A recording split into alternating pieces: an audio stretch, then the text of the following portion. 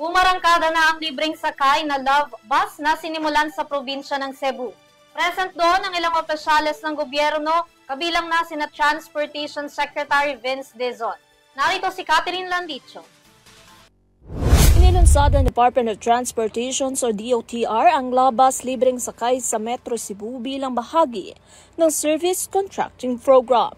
Layunin nitong magbigay ng libre, ligtas at komportableng sakay para sa mga commuter, lalo na tuwing peak hours. 11 Love Bus ang bumabiyahe sa rutang Talisay City, Anjo World, Minglanilla, Cebu City via South Road Properties, habang ang operasyon ng oras ng takbo nito ay mula alas 6 ng umaga hanggang alas 9 ng umaga at alas 5 naman ng hapon hanggang alas 8 ng gabi.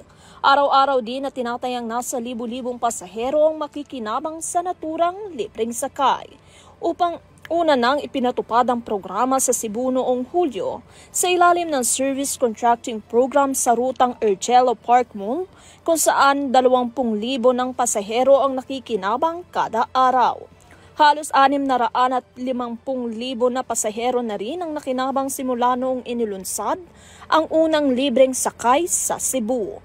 Ang proyekto ay alinsunod sa utos ng Pangulo na ibalik ang iconic Love Bus at gawing libre ang sakay upang makatulong sa gastusin ng mga mamamayan. Kasama rin sa paglulunsad sina Transportation Secretary Vince Dizon, Budget Secretary Amina Pangandaman at Tourism Secretary Cristina Garcia Prasco na siya ring sinubukan ang pagsakay sa naturang Love Bus. Para sa EuroTV News, Catherine Landicho sumasaludo sa bawat Pilipino.